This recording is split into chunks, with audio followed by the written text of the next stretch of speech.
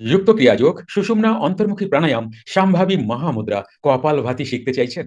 এই গুরু, গুরু কি, গুরু কেমন, এটা সব থেকে বলা ভালো। প্রথম তো চুপ করে থাকা। সেকেন্ড, ও এসেই যায়, তুমি রাখতে পারবা না। কিছু অশ্রুধারা, আর কোনো কিছু বলা যায় না। আর কথা এখানে ব্যক্ত করা যায় না। প্রথমেই কথা বন্ধ, চুপ, আর কিছু অশ্রুধারা। এর বাকি আর কিছু গুরুর সম্বন্ধে বলাই সম্ভব না। যারা অ্যাকচুয়াল বুঝেছেন, এমন মানুষের সাথে, এমন গুরুর সাথেও তো মিশেছি। গুরু কথা কখনো না যায়। হুম, বুঝলা? চুপ করে থাকতে হয়। গলা গলা বেরিয়ে হবে না, তোমার অ্যাকচুয়াল কথা বেরিয়ে হবে না। কণ্ঠ যেন এরকম করা থাকে। যখন তুমি জানতে পারবে না গুরু তোমার জন্য এই করে। আর একটা কথা কি জানো, তুমি প্রথম তো গুরু বলবেন না। সেকেন্ড হচ্ছে, খুব সাধনা করলে তুমি অনুভব করতে পারো। অনুভবে আসবে তুমি। গুরু ধরা পড়বেন না, ধরা দেবেন না, কিন্তু তুমি অনুভবে টের পাবা। ধরা দেবেন না, কখনো না। তাই কথাগুলো বলে যাই, কতটা ফিল করতে পারো জানি না। বলি না, সেদিনই তুমি বুঝতে পারবে, যেদিন তোমার আন্ধার গুরু বাহার গুরু হয়ে যাবে। আন্ধার গুরু, বাহার গুরু, গুরু করলাম সার। আর কেউ নাই, আর কেউ নাই। তুমি বোঝো, একটা রক্ত মাংসের মানুষ, যার হাতে কোনো ত্রিশূল নাই, সুদর্শন নাই, কোনো পাওয়ারই নাই, দেখানো পাওয়ার, সে কি করে এত আপনায়?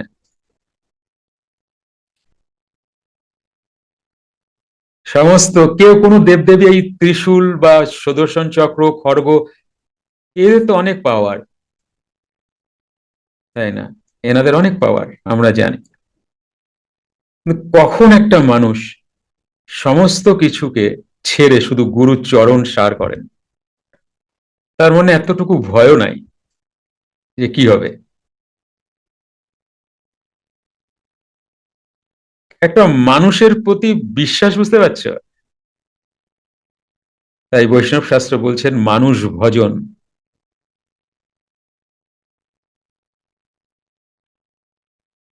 মানুষ ভজন, এই যে মানুষ ভজন, ওটাও গুরু। তো যদি গুরুর মহিমা বলতে বলো, যারা অনেক কিছু বলে ফেলবেন তারা তো একরকম বলে দিলেন, কিছু মানুষ আছেন বলতেই পারে না, বা ক্রোধ হয়ে আসে, আর অশ্রু বর্ষণ হয়। গুরু দেহেতে না থাকলেও কিছু যায় আসে না। তুমি বোঝো, আমার প্রভু, আমার গুরু, তিনি বলছেন আমাকে, উপাসনা দেওয়ার পরে বলে, এই যে দেহটা দেখছো না, এটা এখন আমার, যত্নে রেখো। বুঝতে পারছো? জানি না কে কতটুকু বুঝলা, কি বলতে চেয়েছেন কথাটা। ওই দেহটা আমার, ওকে যত্নে রাখবে। চলো, এই সব কথা বলে না আমি আর বলতে পারবো না কিছু। আমি পড়তে পারবো না, বোঝাতে পারবো না, অন্য ঘরে চলে যাব, ছেড়ে দাও। রুদ্রাক্ষ গণনা বা প্রেডিকশন কোর্সটি অনলাইনে শেখানো হয়, এবং কোর্সটি শেখার পর সার্টিফিকেটও দেওয়া হয়।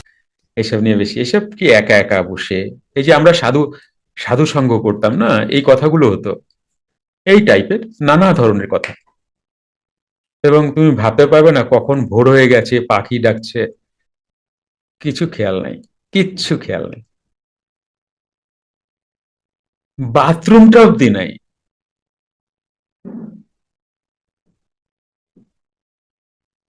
মন্ডলী করে বসা তো, এখানে কিছু সাধু বসা, এখানে কিছু সাধু বসা, এখানে কিছু সাধু বসা, এখানকার টপিক এক, এখানকার টপিক আরেক, আবার এখানকার টপিক আরেক। কিন্তু এত ছোট করে কথা, এত মৃদু কথা, কারোর কোনো ডিস্টার্ব হয় না। চোখের সামনে ভাসে এখন এসব দৃশ্য। ঘুম, ঘুম আমাদের ছিল না। কিসের ঘুম? ঘুম বলে যে কোনো সাবজেক্ট আছে সেটাই দেহ জানান দিত না, যে ঘুম কোনো দেহের সাবজেক্ট। একদিন না, কন্টিনিউ 5-7 দিন ধরে চলছে সাধু সঙ্গ। ওইখানে তোমার কোনো ভগবানের আলোচনা নাই, শুধু গুরু, স্রেফ গুরু, কোনো ভগবানের আলোচনা নেই। এখানে গুরু রূপে অনেককেই আলোচনা হয়, গুরু রূপে নিত্যানন্দের আলোচনা হয়, গুরু রূপে রাধারানীর আলোচনা হয়, গুরু রূপে আহ আমাদের মহাপ্রভুর আলোচনা হতো, গুরু রূপেরই সব আলোচনা, রসরাজ, রসিকরাজ, কত কত কথা। আর সেই সঙ্গ হবে না, ওই বয়সের সাধুরা আজ বোধহয় দেহেতেই নেই।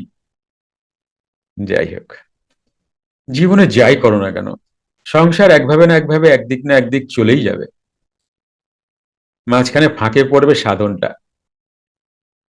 জানো, আমরা কম্প্রোমাইজ সাধনে গিয়েই করি, কম্প্রোমাইজ আর কিছুতে করি না, সাধনে গিয়ে আমরা কম্প্রোমাইজ করি।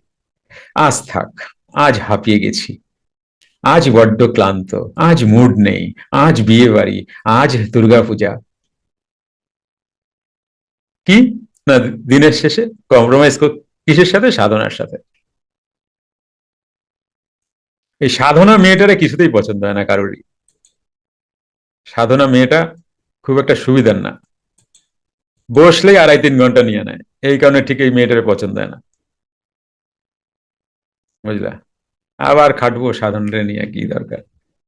তবে একটা কথা বলি, জীবন দিয়ে বুঝে নিও, সবটাই হয়ে যায়। গুরুজি আমি খুব দেনায় আছি, জানি। আচ্ছা, কিসের সাথে কম্প্রোমাইজ? একবেলা খাচ্ছ না তো, সকালে তাহলে পটি যাও নাই, আচ্ছা স্নান তাহলে করো নাই, রোজ স্নান করো না, ও আচ্ছা আচ্ছা তুমি ঘুমাও নাই, না গুরুজি আমি সব করছি, কম্প্রোমাইজ কিসের সাথে তুমি করলা? সাধনার সাথে শুধু, খাইছো, ঘুমাইছো, স্নান করছো, সব করছো, কম্প্রোমাইজ কার সাথে করলা? সাধনার সাথে। সাধনা মেয়েটা ঠিক পছন্দের না, না? কি বলো? হুম, এই জায়গাগুলো ভালো করে বুঝে নাও, পুরো সাধনার উপরে আছে জায়গাগুলো, কেমন? যারা খুব সাধন প্রিয় মানুষ, তাদের এটা খুব ভালো লাগবে বা বোঝার চেষ্টা করবে, এগুলো অ্যাকচুয়ালি বোঝার। আমার বাবা, কত কথা বলি, আমার বাবা হল ঘর ভর্তি লোক,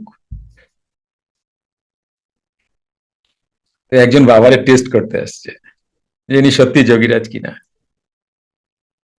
বুঝছো? দীক্ষা নেবে, দীক্ষা নেবে, কারুর সাথে আসছে আর কি, আর টেস্ট করতে এসছে বাবাকে। এই একটা লোকের জন্য 1.5 থেকে 2 ঘন্টা বাবা কোনো যোগীরাজের কথাই বললেন না, ওই দিনটাই মাটি হয়ে গেল পুরো, যোগীরাজের কোনো কথাই বললেন না, সাধনার কোনো কথাই বললেন না, সেনকে শুধু প্রবলেমের কথা বললেন, আমার এই প্রবলেম, মন্দিরের এই প্রবলেম, ওইটার এই প্রবলেম। যখন এরকম কন্টিনিউ চলছে, আমি তখন আমি তো অল টাইম রিড করি না বাবাকে, বাবা এটা কেন করছেন, তখন এরকম করে তাকায় ঠাকায় দেখলাম যে, আর আগের কথা মিলায় দেখলাম, আরে এই লোকটার জন্য উনি চলে গেল, সেদিনকে বাবা উঠে চলে গেলেন, যোগীরাজ নিয়ে কোনো কথাই বললেন না।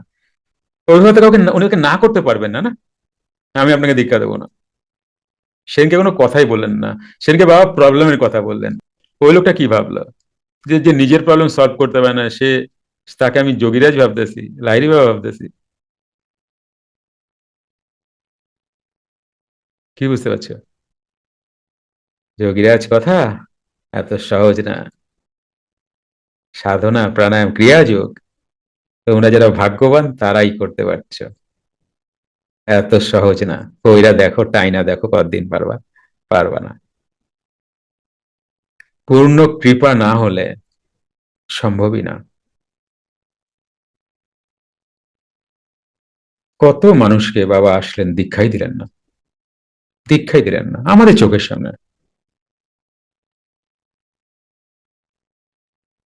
যোগীরাজ ডাইরেক্ট বলতেন যে আপনি যা করছেন করুন, তারপর দেখছি যে, বা এখন দরকার নেই, আপনি যা করছেন করুন, যোগীরাজ ডাইরেক্ট এভাবে বলতেন।